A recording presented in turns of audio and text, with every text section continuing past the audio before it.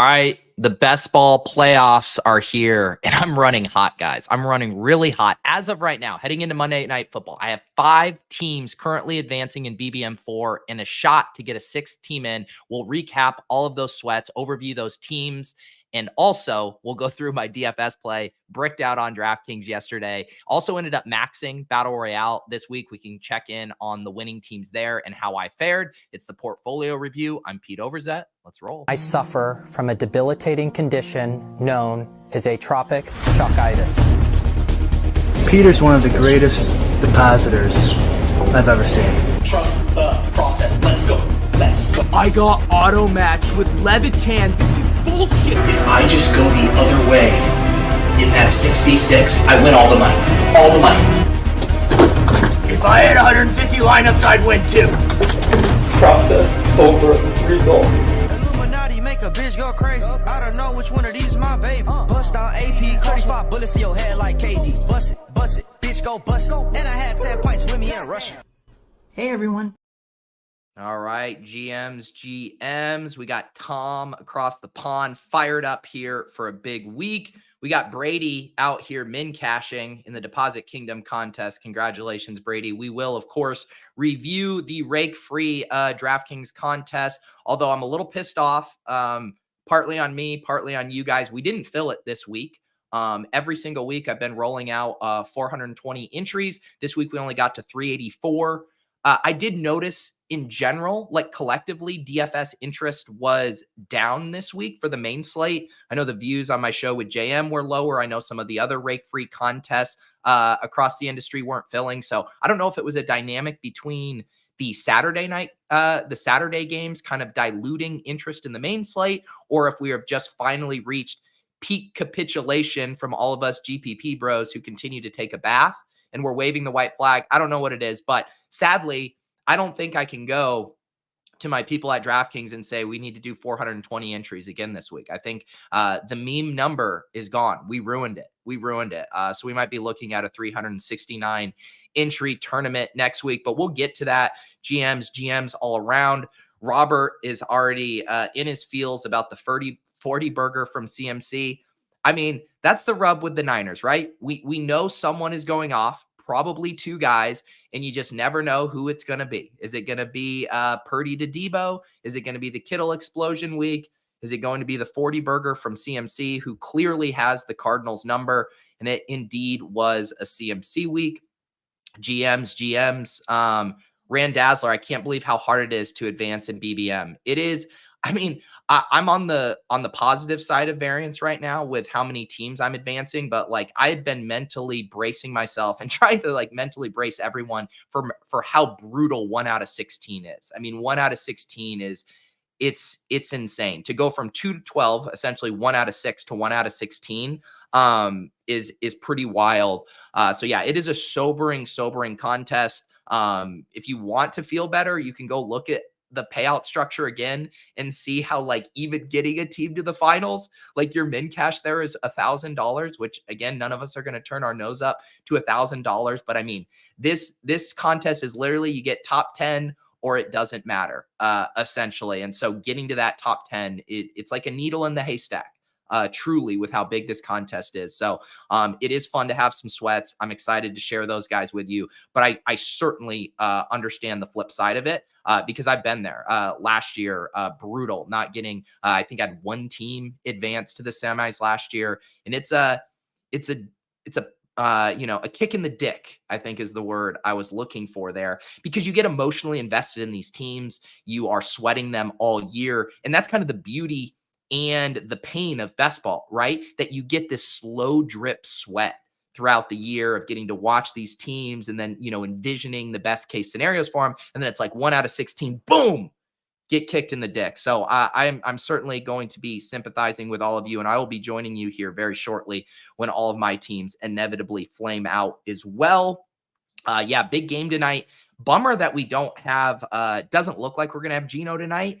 I mean, that was going to make this a really fun spot because you get the Eagles who give up the most points to opposing quarterbacks and wide receivers.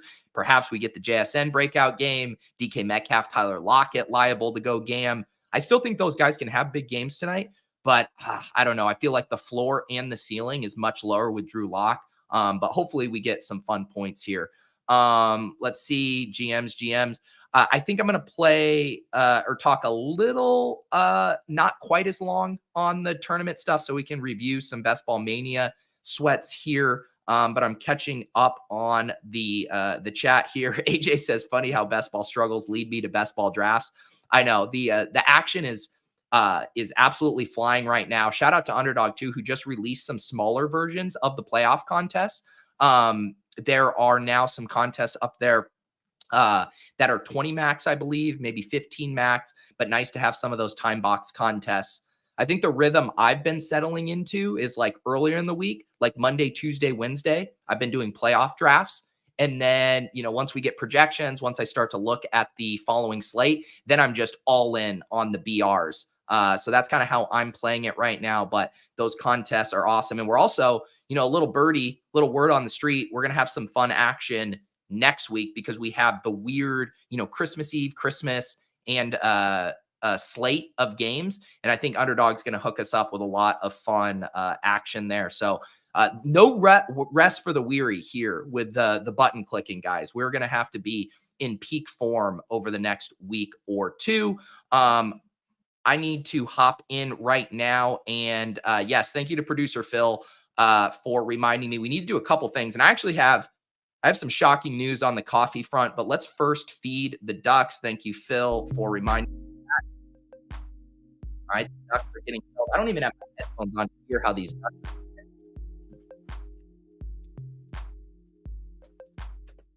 Oh yeah, the ducks are slapping. But the big news on the coffee front was I did this on my cram yesterday, but the carafe, the tip of our coffee carafe broke. It had gotten dropped and a little piece of plastic had shattered. And now the coffee goes everywhere when you pour it. I had a massive spill on the Cram Show yesterday for YouTube members, and we've had to improvise. And I'm now using my cold brew carafe here as a vehicle for my hot coffee, because otherwise I would have spilled just all over myself. So you guys are getting, a coffee pour via a translucent vehicle. So, something for both the visual and the audio listeners today. So shout out to everyone watching live who gets to see this coffee get poured here.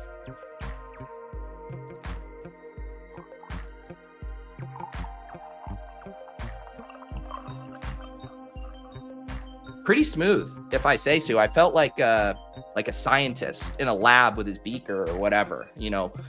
Walter White cooking up some best ball sweats in the lab here. All right, thank you. We got the ducks, we got the coffee.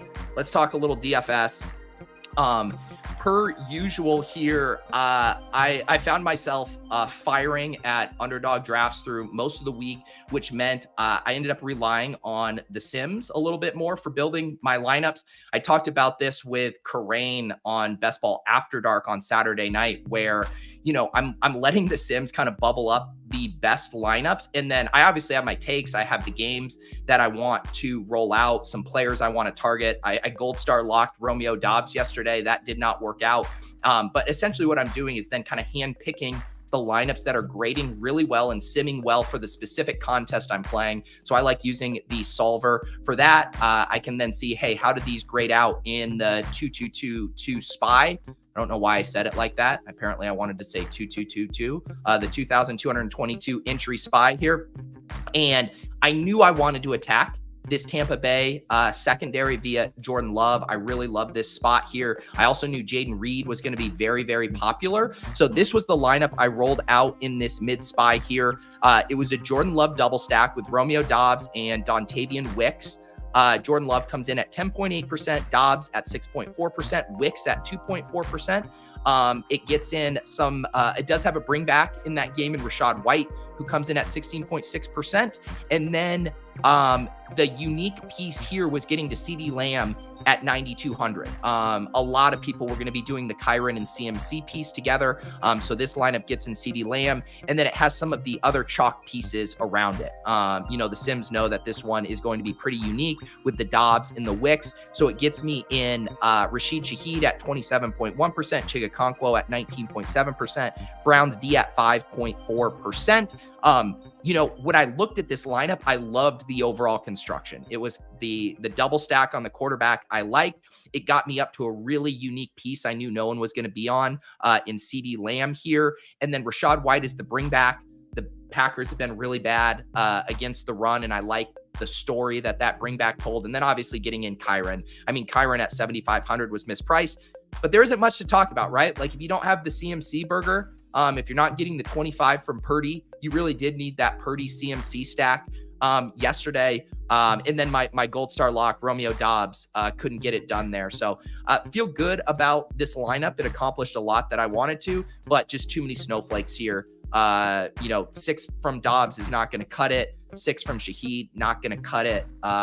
Chig also, I mean, one of the things that's maybe frustrating here in trusting the Sims is I think if I IKB'd this lineup, I probably would have just swapped out Chig for Tucker Kraft. Because I like the spot for Tucker Kraft in general. I like to just correlate my my tight end with the quarterback. But this is one of those weird spots, right? When you do rely on the projection systems, it liked the Chiga Conquo projection at a per dollar basis more. I think I would have just been perfectly content coming down from Brown's defense and getting up to Tucker Kraft. So yeah, that's the one thing where I think if I would have manually intervened, I would have done that. But yeah, I trusted the Sims on this one. Didn't quite get there. Let's see what won first place here. Interesting that this first place team did not have James Cook, who went nuke, but this first place team, Joe Flacco, CMC, Kyron Williams, Curtis Samuel, Jalen Waddle, Wan'Dale Robinson, David Njoku, Noah Brown, and Patriots defense. This to me is just a really sharp lineup. You look at some of the pieces, CMC, Kyron, Wan'Dale Robinson, nothing fancy there. Those were all projected to be, popular plays. I guess the Wan'Dale Robinson stuff came down a little bit when Waller was made inactive, but you look at some of these other plays and it was basically guys who were going to step into a big roll boost, but were not catching steam because of the price tag, right? Jalen Waddle caught no steam despite Tyreek Hill being out because everyone was worried about the fucking weather.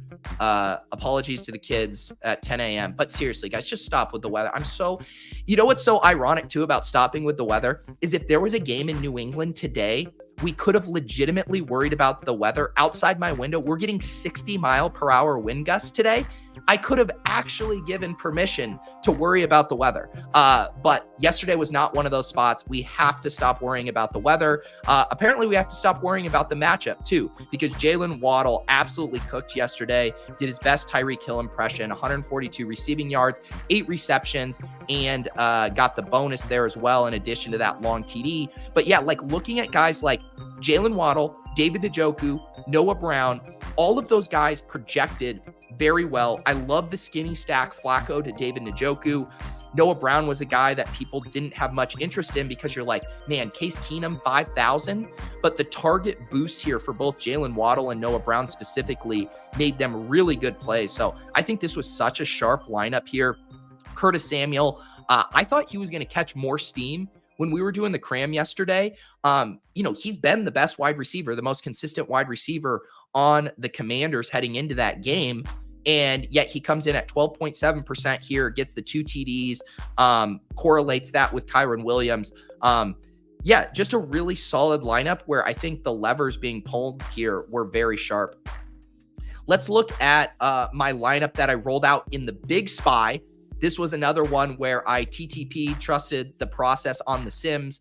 This lineup, when I ran some of my rules in the solver, I like to do, let me see the best lineups that feature a quarterback and a double stack, and also multiple pieces that are less than 10% projected ownership.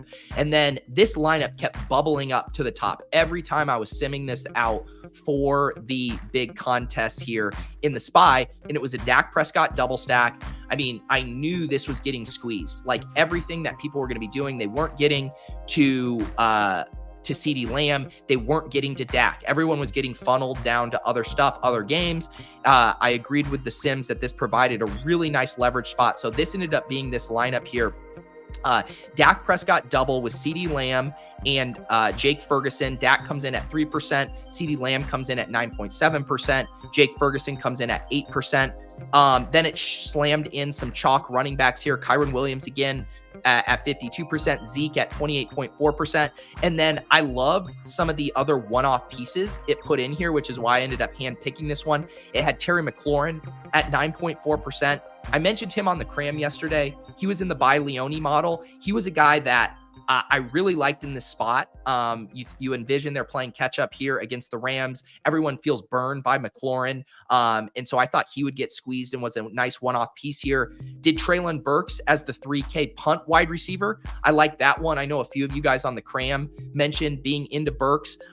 He doesn't get a touchdown here, so he's not a total smash. But at 3K, 0.6% ownership and 9.4 points, like you can win tournaments with a 9.6 from a low-owned punt play wide receiver. This one also jammed in the double tight ends, which continues to be the prevailing meta across so many of these DraftKings contests. The double tight ends continue to project better. I saw so many, David Njoku, Trey McBride combos, Tucker Kraft, David Njoku combos yesterday. This one, Tucker Kraft comes in at 20.2% as another punt play option.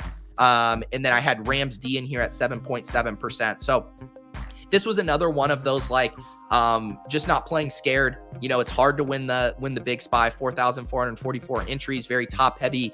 How's the way I can get up there? Well, if the Dak Prescott double stack returns to glory here, then you're competing with so few rosters. It does not hit. Dak only throws for 134 pass yards, has an interception, no touchdowns. Just a brutal game here for Dak.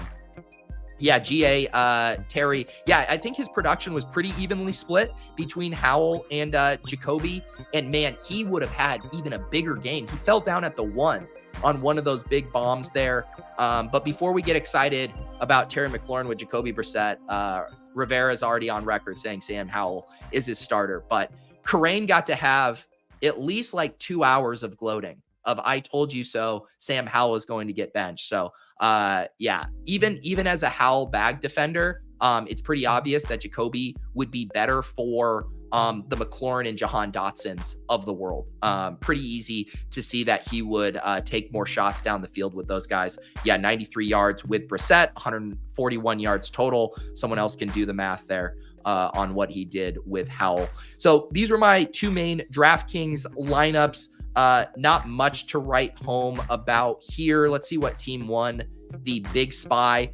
This person did do the Case Keenum punt play, which I thought was an interesting strategic wrinkle. I think if I would have done it, I probably wouldn't have ended up stacking it with Noah Brown. I probably would have just been like, let me use the 4K salary on Case and I'll build out game stacks around it. This user Jammins goes Case Keenum to Noah Brown. That stack obviously pays off. And then a fairly chalky lineup around this. CMC, Kyron Williams, Rashaad White. I mean, those were three of the top 5 most popular running backs. The only ones omitted there being Zeke and Antonio Gibson. Demarcus Robinson was one of the most popular punt play wide receivers on the Rams. Noah Brown, really the unique differentiator here, as well as the Dolphins defense. So getting up to a 3.7% owned Dolphins defense at 4K. But otherwise, nothing too fancy in here. Skinny stack, Case Keenum to Noah Brown, kind of similar to the skinny stack that won the other SPY. Joe Flacco to David Njoku, and then getting in the chalk here. Also, holy cow, I knew Jaden Reed was going to be popular. I didn't know he was going to be 50% in the SPY popular. I was thinking when we were talking about Jaden Reed chalk, we were looking at 30 to 35%. Holy shit, Jaden Reed, 50%. And I think you could argue he just, barely paid that off, right? 17 points, but at 50% ownership. But hey, it paid off for Jammins here, 100K. Richard, congratulations there. Yeah, I agree with this from Brady. The double tight end meta will be around until they soften 3.5 to 5K wide receivers. And I personally, I had been so stubborn with it up until 2 weeks ago. I finally capitulated. It's like, there's only so many times I can look at the sims, I can look at the optimizers and bully out the second tight end. Last week, I let a Travis Kelce, Evan Ingram lineup stay in there. Evan Ingram goes nuke. This week, I let the Tucker Kraft and Jake Ferguson double tight end stay in there. Tucker Kraft pays off his punt tag. I'm embracing the double tight end meta, and I agree. I think it would be nice if DraftKings would tighten it up. I think it's fun when you're having to make equal decisions where the punt tight end versus the punt wide receiver kind of hold equal weight. But it took me way too long to learn my lesson. I will not be avoiding it for as long as the pricing dictates that it makes sense. Who won the World Championships? I did look at those lineups yesterday, mainly because Andrew Wiggins from ETR, Makasupa, I believe is his username. He was competing in the contest. I think he finished top 15, top 12, maybe. But yeah, I didn't recognize the user who won first place. Although I kind of wanted to show one lineup in there that I thought was super sharp. I think he got like third place. But I just really liked the lineup. And now that you say it, I want to pull this up. Let me pull up Andrew Wiggins because I know he shared the link to the World Championships. And then we'll review the Deposit Kingdom contest here. So first place went to Aaaand PGM. I'm not familiar with that user. I don't know if any of you guys know him. They did have that skinny Brock Purdy to CMC. I mean, just an alpha dominant stack there yesterday with those two combining for what? 45, 70 plus points. Devin Singletary, what a sick play, man. Imagine playing for 2.5 mil and putting in Devin Singletary with Case Keenum at quarterback at 0.5% and getting 24 points, total alpha play. Imagine winning $2.5 million with 1.9 points from Michael Gallup, but you get Jalen Waddle, you get Noah Brown. I mean, that's honestly like the most incredible thing, to play Devin Singletary and Noah Brown and then not take the plunge on Case Keenum. That's pretty nuts. Trey McBride at tight end, DeMarcus Robinson. This was like a wild lineup in like how many punts it had. DeMarcus 3,600, Michael Gallup 3,300, Singletary 5,400, but does get up to Dolphins defense. This is definitely a lineup I never would have made, but makes a shit ton of sense. Certainly makes some sense here. Surprising to have DeMarcus Robinson, but not Kyron Williams in this lineup. But the lineup that I thought was super impressive to me, where is it? It was second place here. I loved this lineup from Hoosier alum. It's a Joe Flacco triple stack. And the reason I like this so much is because it kind of goes back to that idea that we talk about on the block party a lot, of the block of points. Because I've had those conversations on the show here, right? It was a couple weeks ago. How is a Derek Carr triple ever going to get there? How's Derek Carr going to support three guys? How's Desmond Ridder going to support three guys? Well, how is Joe Flacco going to support three guys? Well, the bar that he has to clear to support that is so much lower when you have a $5,500 Flacco, a $6K Amari Cooper, a $4,500 Elijah Moore, and a $4,700 David Njoku. And so you basically go to my motto of, you got to crack a few eggs to make an omelet. He had to sacrifice Elijah Moore here to get the 29 from Njoku, to get the 23 from Amari. But this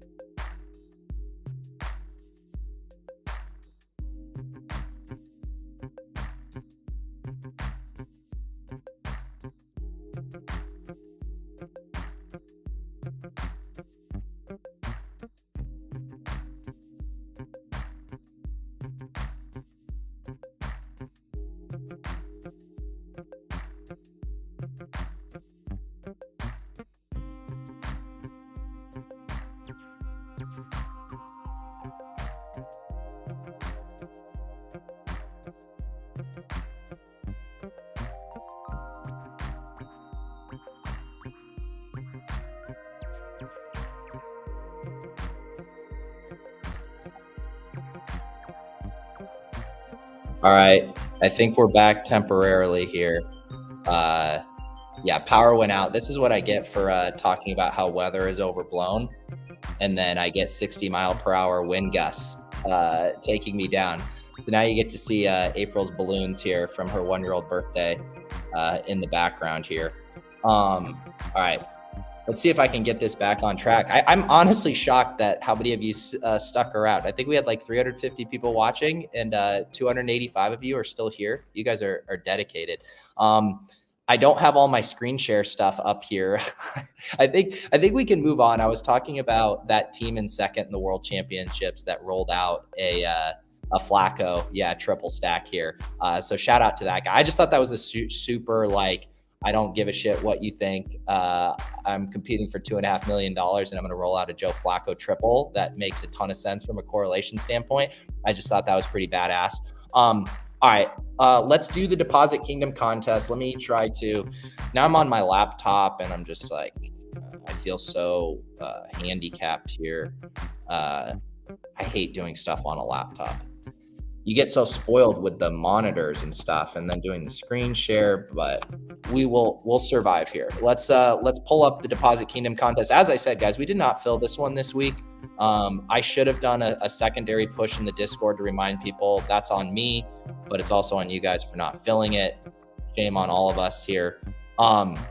Here's my Dusty Jordan Love team in here. Let's go check out who won. Liam HYYC, not Chess Liam. No. This is Liam HYYC here.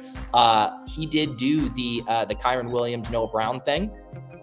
Had Christian McCaffrey, Kyron Williams, Cooper Kupp, Curtis Samuel. So this is fun. Rashid Shaheed, David Njoku, and Jets defense. This is fun because I think other than the Noah Brown thing, this is how I would have liked to have used Keenum, right? Where you say, I'm going to basically stack up that Rams and Commanders game, but without Stafford or Howell. You play Kyron, Kupp, and Samuel. I like that. And then you kind of just played the best one-off chalk around that CMC, Rashid Shaheed. And then I'm surprised David Njoku only 4.4%. That obviously ended up being a common denominator to all of these winning lineups here. So yeah, nice team there. Jets defense doesn't even matter. Let me see. Should I throw myself up here? Jets D 2 points doesn't even matter enough to take it down there with some of those big scores. Let's see. Yes, Tyler, thank you. Weather took out the stream to kill this team before it could advance to week 16. Yeah, exactly. Let's see here. And thank you. We at least we still had the Ducks going. You know, I'm so glad producer Phil reminded me to play the Ducks so you guys had some ambient noise while I was gone. Let's see who got second here. ETS 45 had a Jordan Love team, but with Jaden Reed and Tucker Kraft. This lineup, look at all the flames in this lineup. Kyron Williams, Rachaad White, CMC, Rashee Rice, this is the first time we've seen Rashee Rice on a winning lineup. Must have been just a price dynamics thing at 6,100, but 24 points from Rashee Rice there. Bills defense ended up being a nice play. You know what also is interesting? Of all these winning lineups we've reviewed across the spies and this, have we seen a single James Cook team yet? That's pretty wild. That I would have assumed James Cook would have been showing up in more of these lineups. Let's see if anyone here in the top 10, does T-Win have James Cook? Nope. CMC, Kyron. There's a Kadarius Toney. Wow. I did not know Kadarius Toney was on the menu for week 16. Shout out to T-Win for finding a way to get 3,100 Kadarius Toney in there. Am I going to be able to find a James Cook team? Did anyone play James Cook? Let's see here. Here's a Stafford team with Kyron and Kupp. That ended up being like the meta yesterday, right? Like being willing to stack quarterbacks with running backs. Like if you use Stafford with Kyron, if you use Purdy with CMC, you use Josh Allen with James Cook, those quarterback running back stacks were getting there. I'm just shocked that I can't find a single James Cook team. No one played James Cook? Jeez.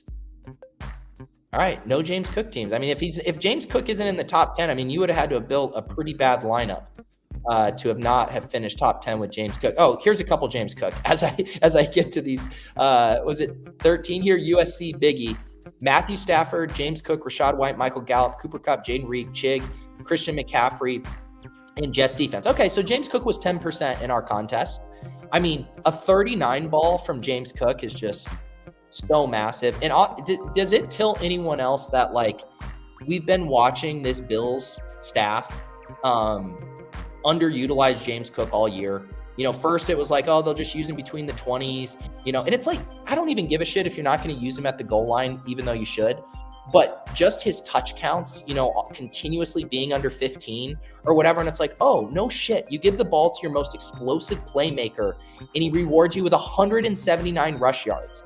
I mean, he's by far their most explosive player on the team. I don't even think it's close. I just think it's been egregious how it took them this long to feature James Cook as the cornerstone of their offense when he's clearly their best player. Yeah, and like, the thing is, it's like, I know they're always going to do that with Latavius Murray at the goal line. Brady says it tilts me that they give Murray the TD, but I don't even care if they do that as long as they're giving him 20 touches a game. Like, and they finally did that yesterday. The offense rolled. I really think that this team, outside of Josh Allen, you know, lives and dies by James Cook going forward, because he's their most dynamic player. Eving made easy new here. I was so close to hashtag the process. Yeah, it was a tough day yesterday. I would say it was a similar day as far as, you know, we continue to see a ton of chalk smashes. I mean, you needed CMC, you needed Kyron, you know, and preferably together, which we knew were going to be the most frequented running back combo. And what, like, you know, it's famous last words I said on the cram. I was like, you know, I'm probably not getting away from both of these guys. Like, I played Kyron in both my lineups, but I wasn't going to play those guys together. I thought it was smart to play like Kyron with one of the other 49ers pieces, you know, Deebo, Ayuk, or Kittle, as kind of leverage on that. But when CMC drops 40, it doesn't matter. Also, I do need to address Deebo Samuel Nation. I know Davis has been trying to welcome me with open arms to Deebo Samuel Nation. I refuse. I appreciate it. I will continue playing Brandon Ayuk and George Kittle instead of Deebo Samuel until, you know, a defense just decides to cover him on a play for once in his goddamn life. That first touchdown for Deebo, and I was like, okay, here comes the mention from Davis. The funny thing is I have Deebo like on all of my best season-long teams. Our team in the FFPC main event, I believe it's top 60 right now. The team with Karain and Gretsch has Deebo Samuel on it. Like 3 of my best ball teams all have Deebo Samuel on it. So I just want it to be clear. In season long, I'm firmly on Team Deebo.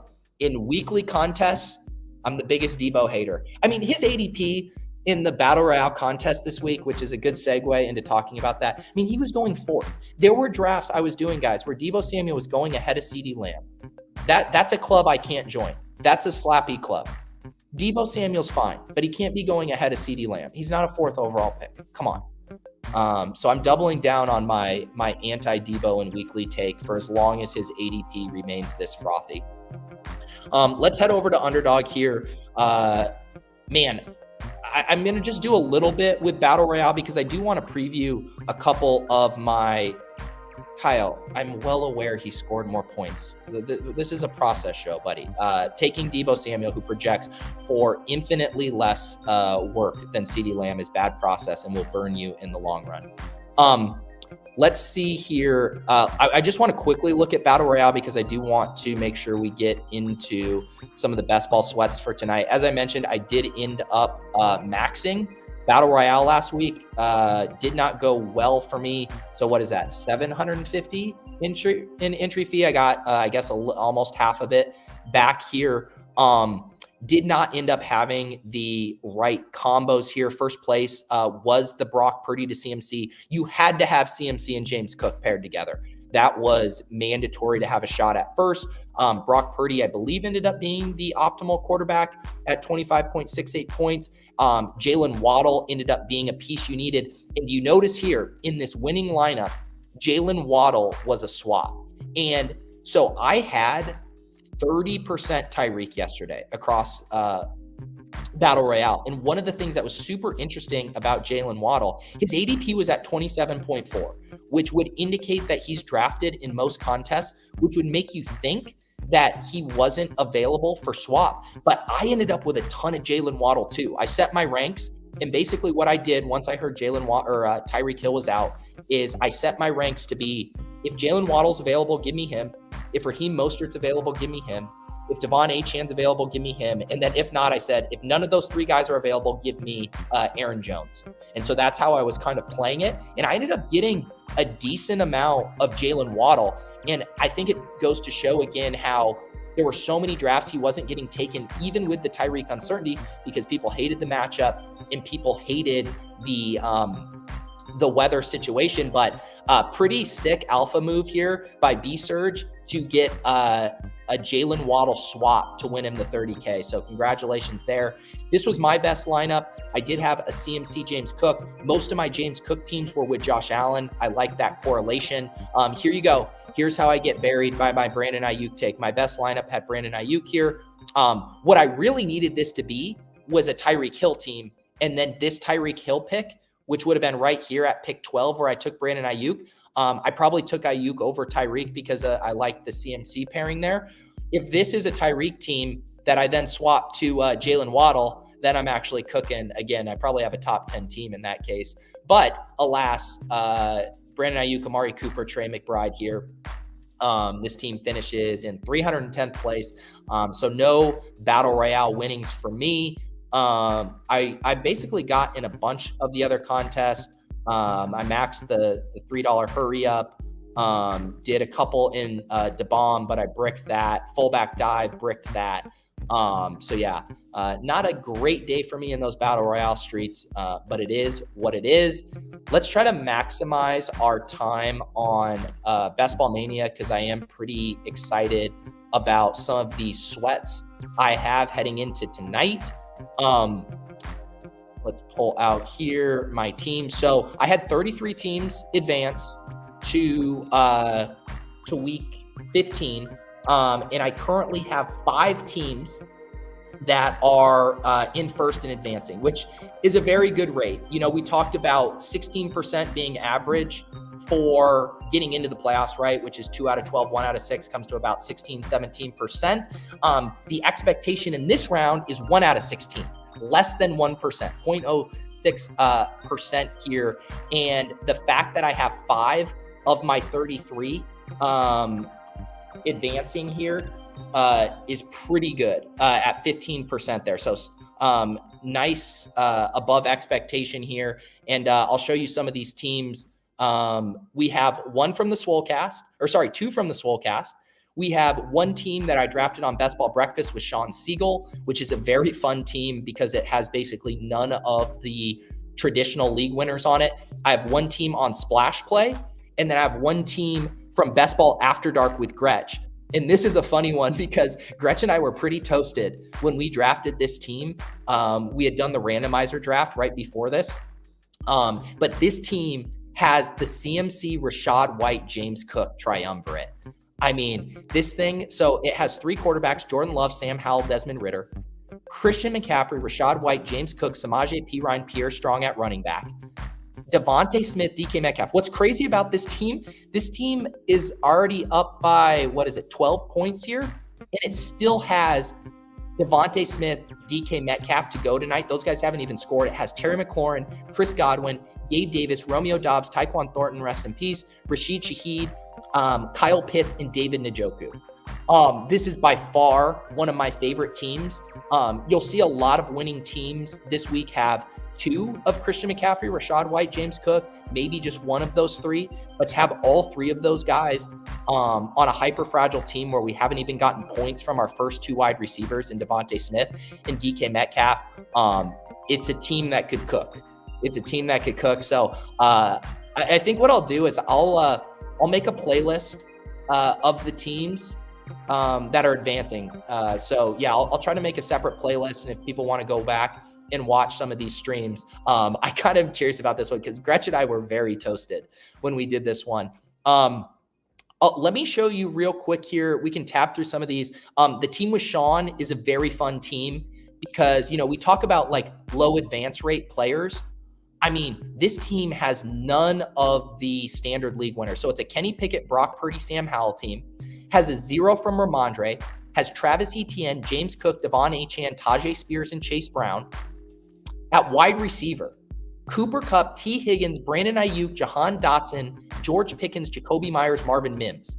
I mean, like, you are not going to see that combo. I mean, Cooper Kupp, Higgins, Ayuk alone, not that those guys haven't had their moments, but you're just typically going to see a Keenan. You're going to see a Deebo. You're going to see, you know, a Tyreek or any of these other wide receivers here. So this combo feels very unique. And then tight end, Pat Freiermuth and Cole Kmet.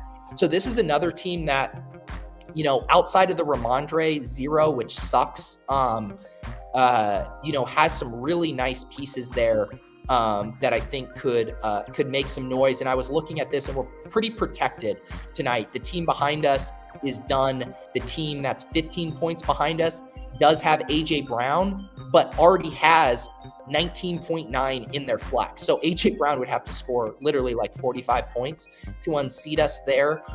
So this team's looking in good shape. The Swolecast, 2 Swolecast teams here. I kind of like this one. It's a 2-7-7-2-0 RB build. I'm not going to get points from Gino tonight. I don't think he's going to play. But this team also still has JSN. And I believe when I was looking through the guys behind me that this team was fairly protected as well. But this team's fun. Tua and Gino, 0 RB team with DeAndre Swift, James Cook, Khalil Herbert, Tyler Algier, Devin Singletary, Chuba Hubbard, Jerome Ford. I was wondering, I hadn't like spotted many of my Singletary Chuba teams previously, but to have those two together feels good, along with James Cook there. Stephon Diggs, Jalen Waddle, Deebo Samuel, Amari Cooper, JSN, Alec Pierce, Braxton Berrios, Jesus, Dallas Goedert, and Dalton Schultz.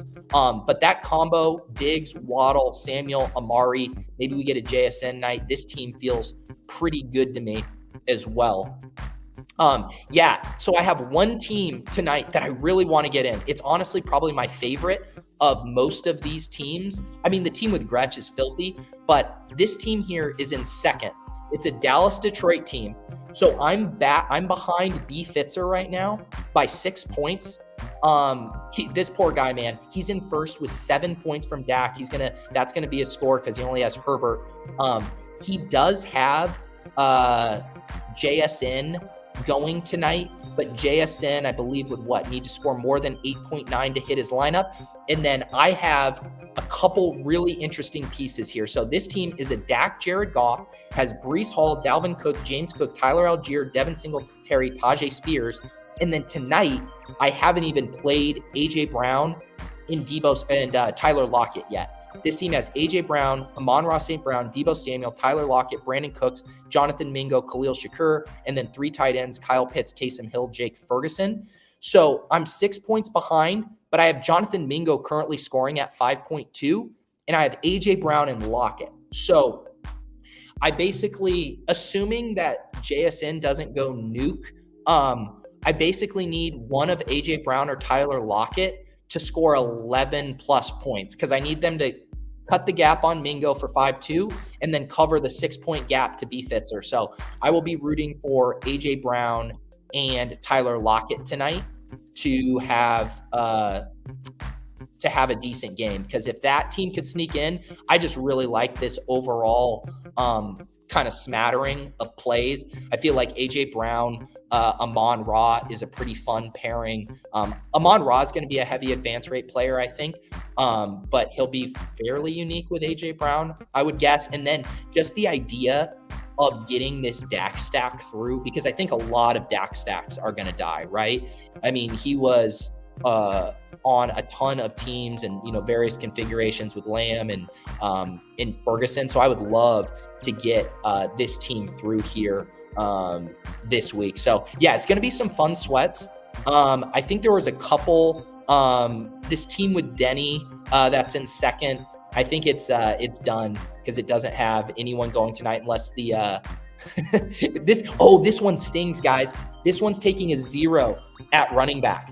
It has 39 from CMC, but 0 from Jacob, 0 from Brian Robinson, Rashaad Penny, Sean Tucker. So if Rashaad Penny gets any burn tonight, that will immediately hit the lineup. I guess I'm 6 points behind. How do we lose? How do we lose to a Josh Allen, Justin Herbert, Deshaun Watson, Anthony Richardson team? Disgusting. So I guess I didn't even realize this one had a sweat. This team is done. So if anyone wants to root for 6 Rashaad Penny points tonight in a revenge game, we could theoretically get 7 in. Thank you, Don. Yeah, I feel extremely fortunate. I trust me. I understand the math. I understand how absurd it is to have even 5, much less 6, maybe 7 teams in contention to advance. It is absolutely sun running. There is not much skill involved with that whatsoever. You look at some of the pod groups, like, this team with Gretsch, this 182 burger that's going to even get more points tonight, that would have advanced in most groups. But I feel for this guy like SH Reed here, right? Drops 170. You go through my other ones, that would advance here.